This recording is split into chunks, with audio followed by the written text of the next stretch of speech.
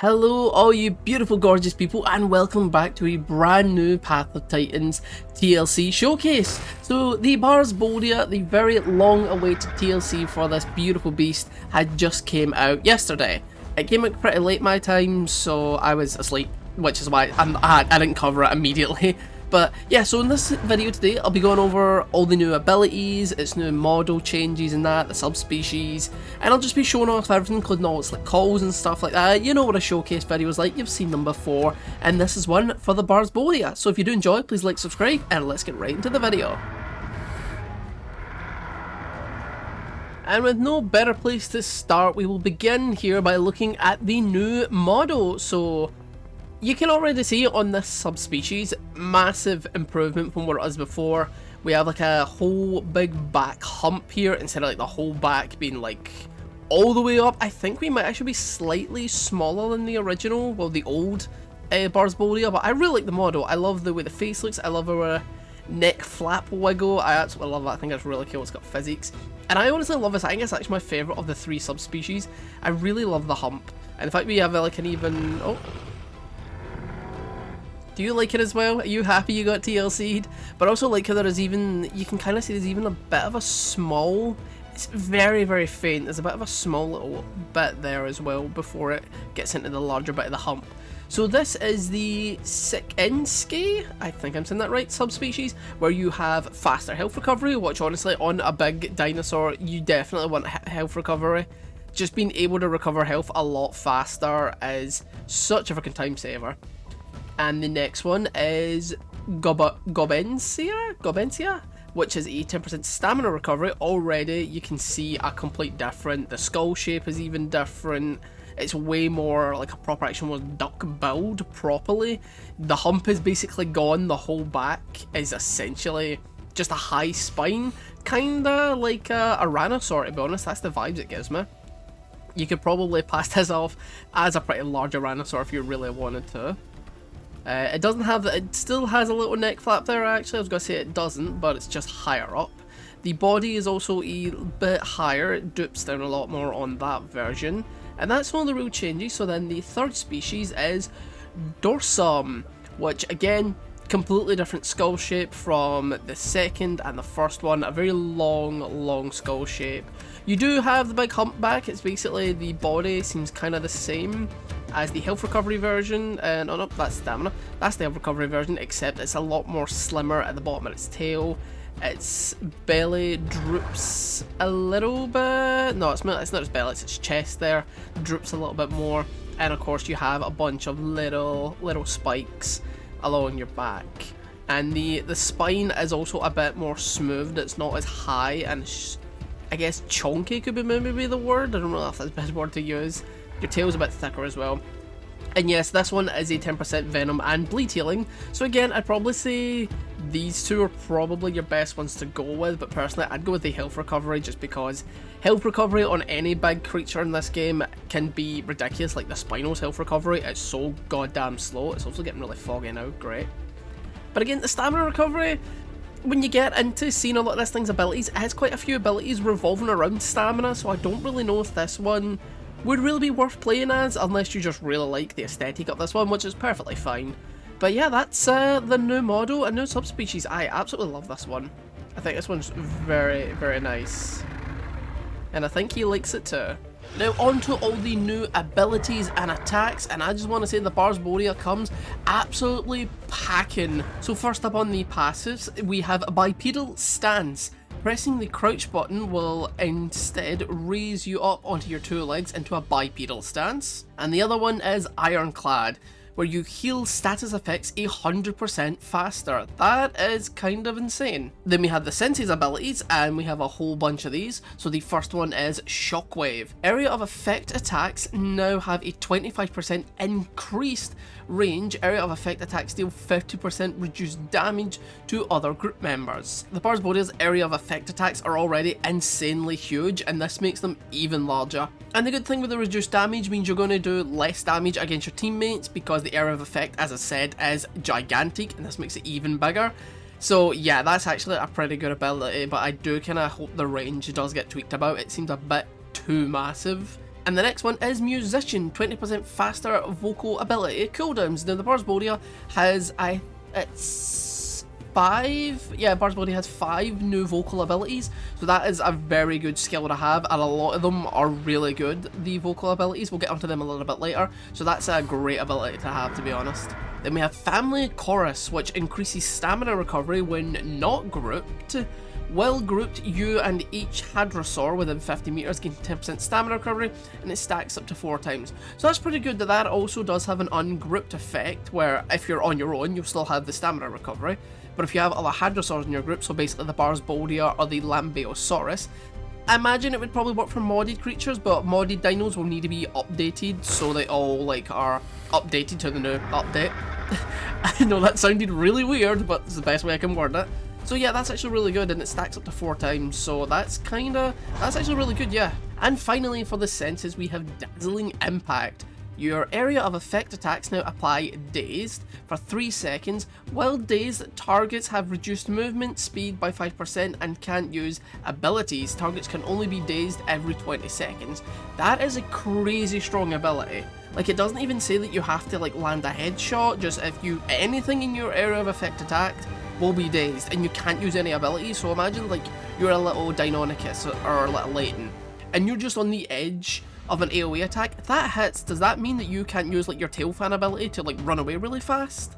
Because if that's what that means, that is kind of insane.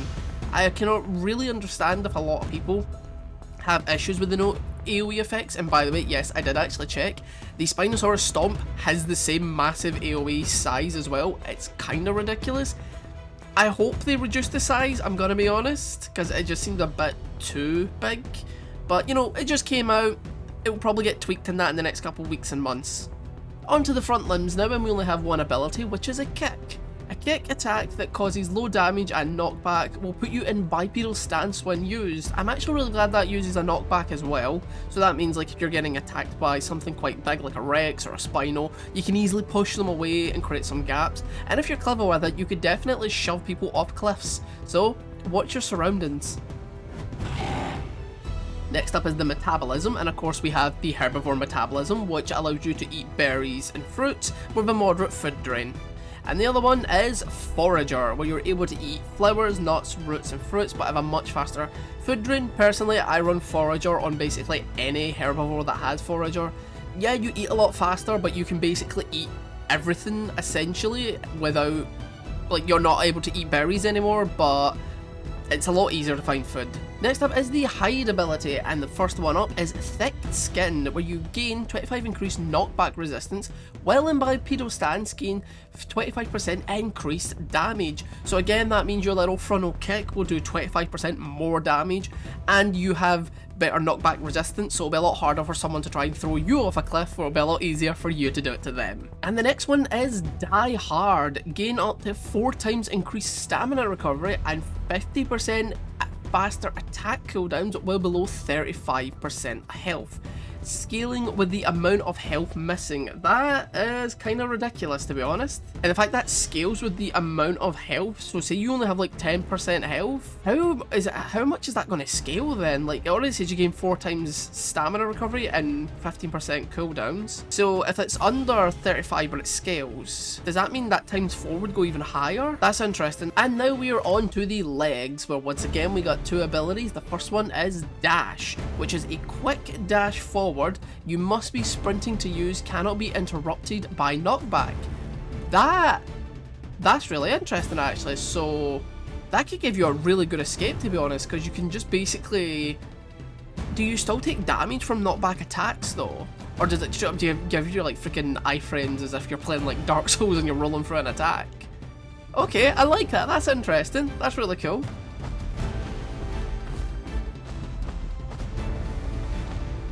Then we have Braced Legs. You ignore uphill movement decrease, increase speed when moving downhill by 10% and reduce fall damage by 10%. Now this is a ability I've started running on a lot of other dinos. I've been running it on a Suko I'm currently growing, and oh my god, the Suko's speed is so fast.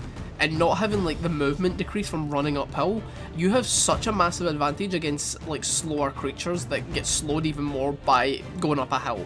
Honestly, this is such an underrated ability. If you've never really used it before, definitely give it a go.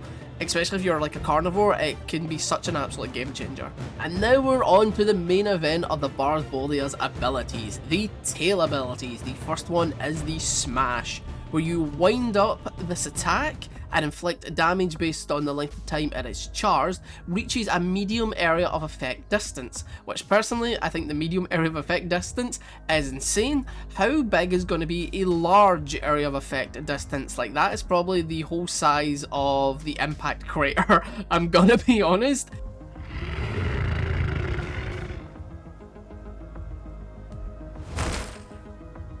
Moving on now to Tail Slam. A tail attack that slams the ground and deals medium damage, reaches a small area of effect distance, puts you back to quadrupedal stance. Then we have the basic tail attack, which is just an attack that causes light damage. Doesn't say it does knockback though, which is very interesting, so we do have a specific attack with our tail that's damage only. And finally we have Sweep, which is a low reaching tail attack that deals medium damage and no knockback. So I'm guessing the other tail attack actually does do knockback, because this one specifies that it does none. So yeah, so the last attack I just showed you there should do knockback, I'm assuming, where this one 100% does zero knockback because it literally says no knockback. But it's good. I'm glad that we've got so many really good tail abilities for the Bars. It's a creature where, like, definitely your main weapon is your big massive tail, so it's good to see they've done really well with it. And now with the final abilities of this showcase, we are onto the voice. First up is our survival calls. We have Gorge, a call that increases food and water intake by 50% within 50 meters for 90 seconds for you and all nearby group members. Then we have Headstrong, boost knockback resistant by 50% for 120 seconds for you and all nearby group members. Again, another ability that reduces knockback.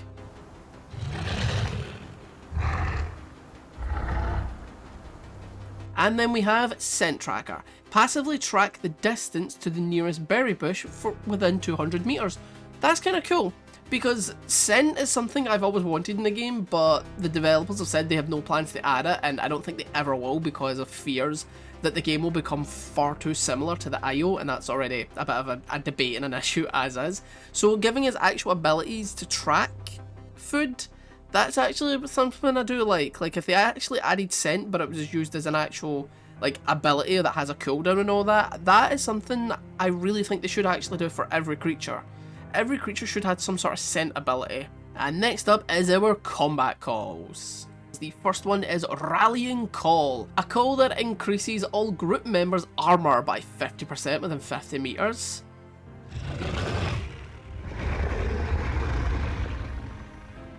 Then we have Resilient Cry, call that increases bleed and venom healing rates by 50% within 50 meters for 120 seconds for you and all nearby group members. And finally, we have Deafening Bellow, a call that applies the deaf status to all dinosaurs within 50 meters. While deaf, you cannot receive any buffs or debuffs from any vocal abilities.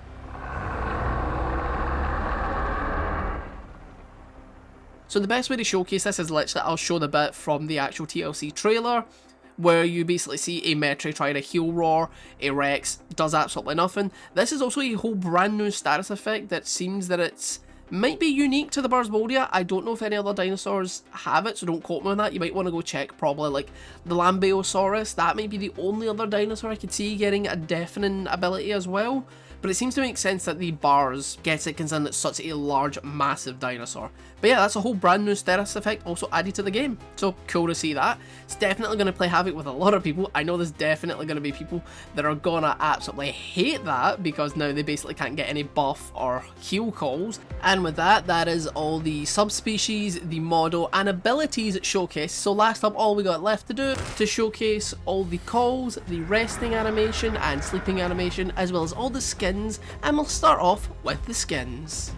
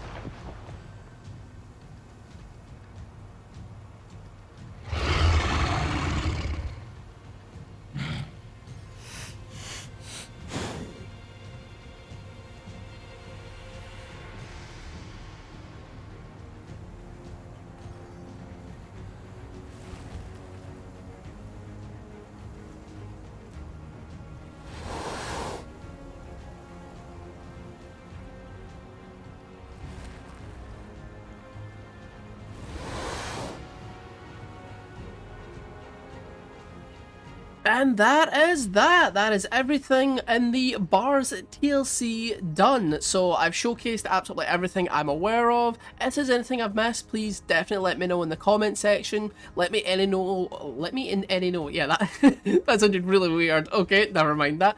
What I was trying to say was, let me know if there is anything you like, anything you hate about the TLC, anything you want them to immediately change. Personally, I do think the AoE needs reduced, like the size of the medium AoE. That should be like the size of maybe like the large AoE, which I don't think any creature has the large AoE yet, unless the Spinal Stomp is the large one.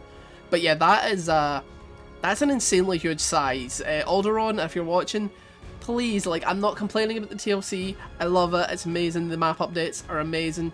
But that range of the large AoE, yeah, like half that. Like, seriously, like make the medium one that's the maximum it can ever be. Half what you've done the medium one that's out right now. Just cut it in half. Just touch half it. Small AoE, that's perfectly fine. I feel like the medium one it's a bit too big. And yeah, I don't think I'm the only person that has an issue with that. I don't mind how strong it is, and it does do a lot of damage from what I'm hearing and what people are telling me. I don't mind that. Let it do a lot of damage. Make the bars an actual threat to even freaking alpha carnivores, apexes. Screw it. Make the bars an absolute monster. I am all for that, and I love it. And that's the end of the video. So again, if you did enjoy, please remember to like, subscribe, and hit that notification bell. I will be doing a video as well covering the map TLCs on how they changed the Grand Plains and the Impact Crater. They've also removed a few other things as well, I've been told. I'll need to have a proper inspection of the map, so that'll be out later today after this video. I still need to go do it, and obviously I need to edit this one first, then that other one, but yeah, I'll definitely be covering that. Now, I know I did miss, I'm just going to say this for the people who have actually stayed to watch the whole video, so thank you again. But what I'm saying is, I know I missed some other TLCs. I know I missed the Rex and the EO TLCs.